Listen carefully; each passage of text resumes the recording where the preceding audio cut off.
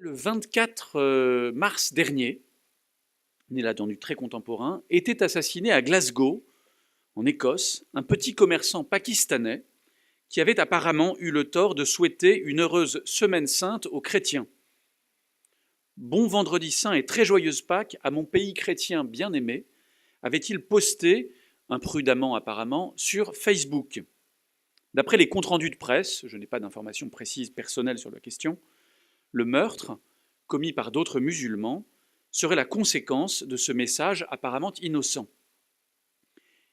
Et cela nous apparaît comme de la barbarie à l'état pur. Un acte de simple gentillesse faisant preuve de bienveillance à l'égard d'une autre foi, sans pour autant renoncer d'aucune manière à ses propres convictions, voilà qui nous paraît plutôt digne d'éloge. Qu'il vaille à son auteur d'être assassiné nous semble en conséquence monstrueux et incompréhensible. Si le meurtre pour apostasie provoque sans doute notre indignation, il suit encore une logique que l'on peut comprendre, à défaut de la partager. Mais un meurtre comme celui-là nous paraît de toutes les manières injustifiable. Le hasard a voulu que j'apprenne par la presse la nouvelle de ce meurtre, alors que je travaillais avec un certain retard, dont je demande pardon aux organisateurs, je travaillais à traduire la fatwa qui vous a été communiquée, le texte que je vous présente aujourd'hui, qui est donc une fatwa, c'est-à-dire un avis juridique en droit musulman, délivré par Ibn Taymiyyah, un théologien juriste de la fin du XIIIe et du début du XIVe siècle, très influent dans l'univers salafiste contemporain, une fatwa qui condamne à mort les musulmans qui participeraient, avec les chrétiens, aux festivités de la Semaine Sainte. Cette condamnation vaut non seulement pour les musulmans qui accepteraient un certain nombre de croyances chrétiennes, jugées blasphématoires, mais aussi pour ceux qui prendraient part à des pratiques populaires, comme l'invitation à dîner ou la participation à des banquets, qui font sortir ce jour-là de l'ordinaire. Le texte, qui paraît relativement anodin quand on le compare à d'autres textes de notre corpus et à ceux que vous venez de nous présenter,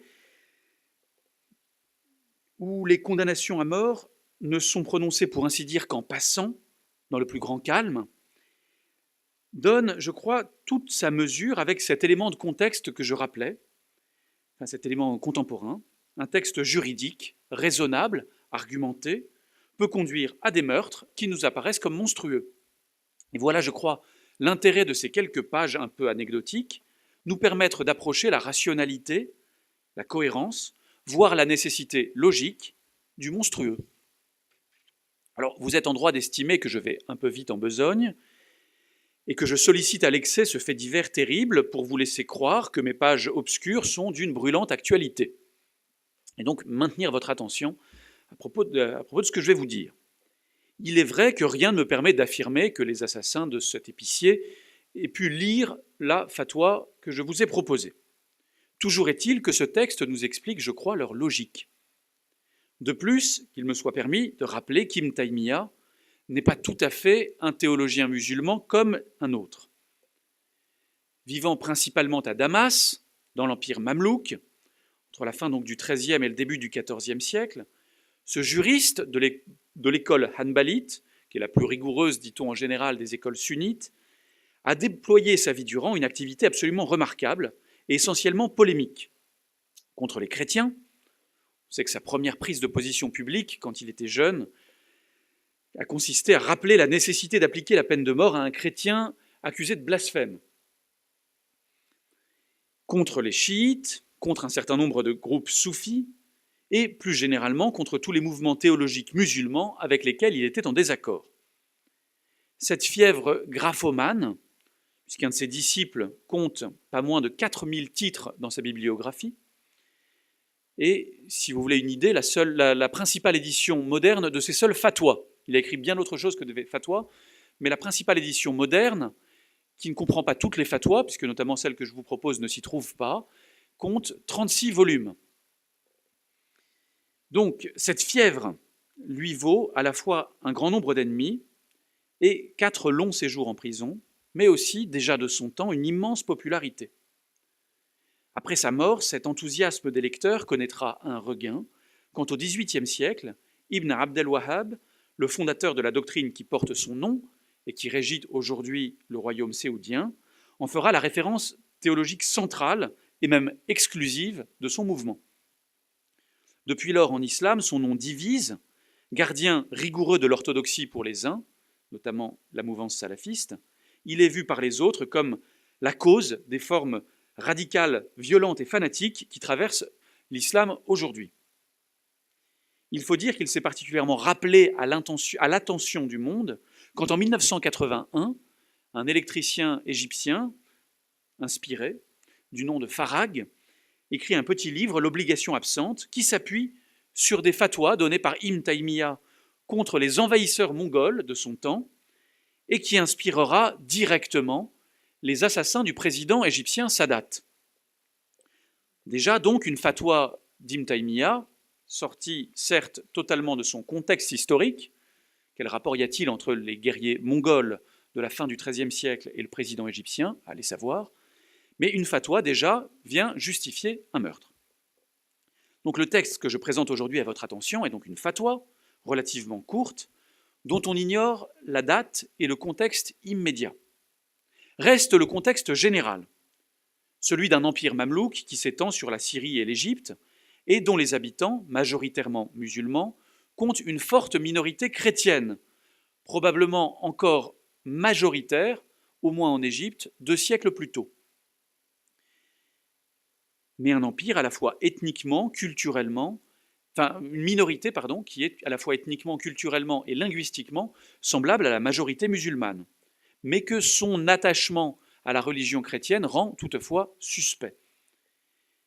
Les derniers États latins d'Orient, créés lors des croisades, sont détruits en 1291, donc du vivant même d'Ibn Taymiyyah, et le péril qu'ils ont fait courir à l'islam, pris entre 2 ennemis puissants, à la fois les croisés venant de l'ouest et les Mongols venant de l'est, est encore dans les mémoires, ce qui explique sans doute un certain durcissement des conditions imposées aux chrétiens par plusieurs sultans mamelouks. Et Ibn Taymiyyah a lui-même encouragé ce durcissement. Le régime imposé aux chrétiens, comme du reste aux juifs, est celui de la dhimma, cela est bien connu. Dhimma qui signifie protection. En échange du paiement d'un impôt qui les exempte du service militaire, les chrétiens peuvent pratiquer leur religion et mener leur vie comme ils l'entendent, en suivant toutefois quelques règles à la fois de discrétion et d'humiliation. C'est à la discrétion que fait, au début de sa fatwa, référence Ibn Taymiyyah, en appelant pour cela à une source majeure de ce statut de la dhimma, qui est le pacte de Omar, des conditions attribuées au 2e calife de l'islam, bien que la recherche scientifique soit aujourd'hui tout à fait unanime pour dire que ces conditions, ce pacte de Omar, soient en réalité élaborées progressivement et bien plus tardivement, dans les siècles qui suivent. Ces conditions imposent notamment, c'est cela que Ibn Taymiyyah cite, que toute manifestation de culte par les gens du livre, les chrétiens ou les juifs, soit accomplie hors de la vue des musulmans. Il s'agit d'éviter de cette manière la participation, la possibilité même de la participation des musulmans à ces cérémonies, et par là d'éviter toute contamination possible, tout syncrétisme pratique. La question qui est posée aux savants, vous savez qu'une fatwa est une réponse à une sollicitation, à une question, la question qui lui est posée, donc, concerne en effet le statut légal, en droit islamique, des musulmans qui participent de différentes façons à une fête chrétienne, en l'occurrence le jeudi saint. On peut être un peu surpris de l'intérêt porté spécifiquement au jeudi saint, mais il s'agit en réalité de l'ensemble de ce qu'on appelle le triduum pascal, donc de ce temps sacré qui commence le jeudi saint et qui s'achève au dimanche de Pâques, et dont certaines pratiques sont ici évoquées. On dit, mais que se passe-t-il quand des musulmans font tout cela? Des pratiques qui ne sont pas particulièrement religieuses. D'abord, les œufs de Pâques. Alors, ce ne sont pas des œufs en chocolat comme dans la Pâques occidentale et assez laïcisée d'aujourd'hui, mais des œufs de Pâques que l'on peint, qu'on offre, autour desquels s'organisent également un certain nombre de pratiques de jeux de hasard. Des parures également particulièrement voyantes, de l'encens utilisé comme parfum, mais également un certain nombre de pratiques agraires, plus païennes que chrétiennes, mais qui ont lieu au temps de Pâques, qui est aussi le début l'équinoxe de printemps. même si elles sont païennes, même si elles sont rattachées assez artificiellement à des croyances mariales en l'occurrence, comme le fait de peindre en rouge une partie de son bétail ou des arbres de son jardin. Il s'agit là de pratiques populaires anciennes, dont le caractère à la fois traditionnel pour les populations locales, remonte sans doute les festivités agraires printanières, datent probablement même d'avant le christianisme pour une certaine d'entre elles, à la fois traditionnel, le caractère traditionnel, concret, quand il s'agit de s'habiller, quand il s'agit de se maquiller, quand il s'agit d'avoir du parfum, et le caractère festif devait séduire un certain nombre de musulmans. Les fêtes musulmanes légales sont en effet à la fois peu nombreuses, vous en avez normalement 2, et beaucoup moins hautes en couleur. D'autres fêtes musulmanes, nettement plus vivantes, étaient d'ailleurs nées progressivement chez les musulmans, en particulier dans l'univers soufi, comme l'anniversaire du prophète, pour répondre à un besoin populaire de festivité. Sans doute aiguillonné d'ailleurs ce besoin par l'existence de fêtes chrétiennes, elles très vivantes. Et des textes comme le nôtre, comme celui que je vous propose, on comprend que les musulmans assouvissaient aussi ce besoin qu'ils pouvaient avoir naturellement, besoin anthropologique de faire la fête, en participant aux grandes festivités populaires, joyeuses et colorées des chrétiens. Dans un ouvrage de plus grande ampleur, qui s'appelle La nécessité du droit chemin contre les gens destinés à l'enfer, Iqtida al-Sirat al-Mustaqim, Mukhalafat Ashab al-Jahim, Ibn Taymiyyah condamne d'ailleurs, d'un même mouvement, la participation des musulmans aux fêtes chrétiennes et leur goût aussi pour les fêtes soufis, car il voit dans ces dernières une manière, même indirecte, d'imiter les chrétiens. Or, le véritable islam, celui qu'il défend, ne peut accepter de telles influences. L'islam n'est bon qu'en tant qu'il est pur, qu'en tant qu'il n'est qu'islam.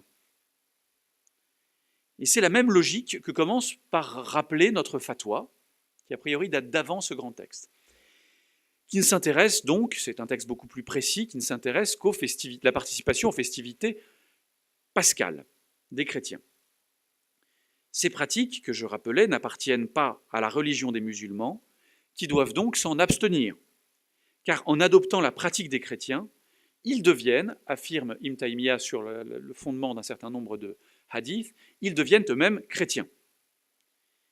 Mais la fatwa devient un peu plus originale et probablement plus violente, et c'est en cela qu'elle nous intéresse aujourd'hui, en ce qu'elle tire des conclusions légales de cette interdiction, en prononçant 2 peines de mort. Voilà où conduit insensiblement un légitime souci de clarté religieuse. La première condamnation à mort est doctrinale, et sans doute nous surprend-elle un peu moins. Elle concerne ceux qui reconnaissent effectivement, comme les chrétiens de son temps, un pouvoir d'intercession et d'action sur les récoltes à la Vierge Marie. Et Ibn Taymiyyah démontre avec force citation coranique que cette croyance est incompatible avec la foi musulmane au Dieu unique, qu'elle constitue une forme de shirk, d'association à Dieu, et ça, c'est la suprême impiété. Le musulman est donc invité à quitter cette croyance, et s'il s'y refuse, il doit être mis à mort comme apostat, comme ayant renié l'islam. Mais cette accusation d'apostasie, avec la condamnation à mort qui s'ensuit, ne vaut pas seulement pour les musulmans coupables d'errements doctrinaux. Elle s'étend ensuite à toutes les actions qui visent à faire pour un musulman de ce jour de fête chrétienne un jour particulier. Tout ce qui singularise ce jour-là est passible de mort. Cela peut nous surprendre un peu davantage, car cela couvre des actions apparemment anodines. Il ne s'agit pas, parce que là encore on comprendrait, il ne s'agit pas d'interdire d'aller à la messe, de communier, ni même de prier avec les chrétiens. D'ailleurs, des éléments spécifiquement religieux sont cités par Ibn Taymiyyah, mais non pas comme des choses qu'il interdit, parce que ça lui paraît comme évident, mais pour dire que ces pratiques-là, les pratiques que je vous citais, sont finalement du même ordre, que c'est à peu près la même chose que de prier devant la croix ou de pratiquer le baptême. Donc des pratiques comme inviter ses amis ce jour-là, ou s'habiller spécialement, porter tous ses bijoux, ou chercher des œufs de Pâques, sont donc des pratiques interdites, et si le croyant leur donne une valeur religieuse, elles sont passibles de mort. Cette peine apparemment disproportionnée se fonde sur un élément parfaitement classique en droit musulman, qui a sa racine dans un verset coranique. L'apostasie doit être punie de mort. La tradition juridique sunnite est presque unanime là-dessus. Avec une petite exception, l'école hanafite fait une exception pour les femmes qui, elles, sont passibles de la prison à vie. Une unanimité qui trouve sa source historiquement dans les guerres dites de la Ridda, les guerres de l'apostasie des débuts de l'islam, par lesquelles Abu Bakr, le premier calife, a maintenu l'unité et même l'existence de l'islam face à des tribus arabes qui s'estimaient déliées de leur engagement par la mort du prophète. On ne peut pas quitter l'islam. Cette règle est maintenue au prix d'une certaine violence prévue, encadrée par le droit. La menace d'une exécution, assortie d'ailleurs de la privation de tout droit civil, notamment l'héritage. La première de nos deux condamnations à mort est déjà, vous le voyez, une extension de cette exigence, puisqu'elle étend le crime d'apostasie, qui est normalement le fait de quitter l'islam, à la déviance doctrinale. Quitter l'islam, ça n'est pas seulement changer officiellement de religion, c'est aussi adopter telle ou telle croyance, plus ou moins traditionnelle localement, plus ou moins superstitieuse. Mais la deuxième condamnation lui donne une extension, alors là, maximale. Ça n'est plus l'orthodoxie seule qui est visée, mais carrément l'orthopraxie. La réalisation de telle ou telle pratique apparemment anodine, et de plus socialement, traditionnellement admise, encouragée par la tradition locale, peut vous faire sortir de l'islam. Qu'inviter des gens à dîner le soir du jeudi saint puisse faire de vous un apostat ne s'explique pas seulement, comme on serait tenté de le croire, par le simple fanatisme sans limite. Cela repose d'abord, c'est ce qui m'intéresse de voir avec vous aujourd'hui, cela se repose d'abord, je crois, sur un présupposé théologique, issu de la tradition théologique hanbalite, dont Ibn Taymiyyah est un représentant. Sur la nature de Dieu, on est loin des simples questions de pratique sociale, sur la nature même de Dieu, la tradition théologique hanbalite est en quelque sorte agnostique. Dieu est, du fait de sa transcendance absolue, absolument inconnaissable. Nous ne savons rien de sa nature. Ce que nous savons de Dieu, c'est sa volonté, telle qu'elle est exprimée par le Coran, explicitée par la Sunna. Sa volonté, c'est sa loi. Avoir la foi, être croyant, être musulman, c'est donc en conséquence accomplir la loi. C'est faire la volonté de Dieu.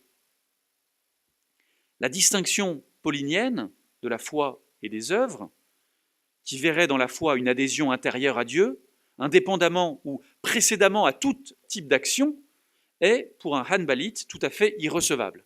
Ça ne veut pas dire qu'elle ne l'est pas dans l'histoire de l'islam pour tout musulman. Mais pour cette tradition à laquelle appartient Ibn Taymiyyah, faire, c'est être. Être musulman, c'est accomplir la loi musulmane. Donc ajouter des pratiques non musulmanes, comme fêter une fête chrétienne, c'est ne plus être musulman, c'est être chrétien. Et donc, pour quelqu'un qui vient de l'islam, c'est être apostat. J'entends bien ce que nous disait Olivier Roy hier, et je ne compte pas tout expliquer par la théologie. Mais il me semble que rassurez-vous, je suis assez d'accord avec ce que vous disiez sur on peut faire un usage tout à fait abusif de la théologie, spécialement des gens dans mon domaine qui sont... Quand on ne connaît que ça, on a tendance à tout expliquer par là. C'est un phénomène psychologique normal. Mais je crois qu'on a besoin malgré tout d'expliciter le fondement théologique d'une attitude qui peut même être une attitude psychologique à l'arrivée chez un certain nombre de penseurs. Vous voyez, quand elle est implicite, tant qu'on ne l'explicite pas, des présupposés théologiques peuvent paraître comme évidents, devant être partagés par tous. Et en l'occurrence, une vision de la foi inséparable de la pratique, elle-même fondée sur l'impossibilité de connaître la nature de Dieu, et donc l'attention portée sur sa seule volonté. Et je crois que, je sors tout à fait de mon domaine de compétence, mais je crois que le renouveau d'une forme de théologie hanbalite sur la foi au début du XXe siècle a des conséquences importantes sur la crise que l'islam traverse aujourd'hui. Donc cela permet d'expliquer une telle extension du domaine de l'apostasie, et donc une extension de sa répression violente et d'une telle condamnation à mort. Nous avons sous les yeux, bien sûr, une forme d'invasion du religieux. Dans la vie d'une culture qui est celle de l'Empire mamelouk, où les gens vivent entre eux avec des pratiques sociales qui ne sont pas toutes directement religieuses ou théologiques. Vous voyez, s'inviter à dîner un soir de fête, c'est quand même le degré zéro de la spiritualité religieuse. Enfin, on n'est quand même pas sur du très religieux, mais on est là sous la forme d'une invasion du religieux et du religieux pur, qui cherche en tout cas à se purifier de son cadre culturel, dont font partie les œufs de Pâques, et dont la recherche de pureté totale vient doubler le souci de clarté doctrinale, d'une stricte séparation sociale avec les autres croyants, au prix d'une violence incontestable. Comme c'est difficile de l'appliquer, on menace les croyants d'une mise à mort s'ils ne le respectent pas. Mais cette recherche n'est elle-même rendue nécessaire que par des précompréhensions théologiques, généralement implicites, mais dont les conséquences pratiques peuvent être considérables. Je vous remercie de votre attention.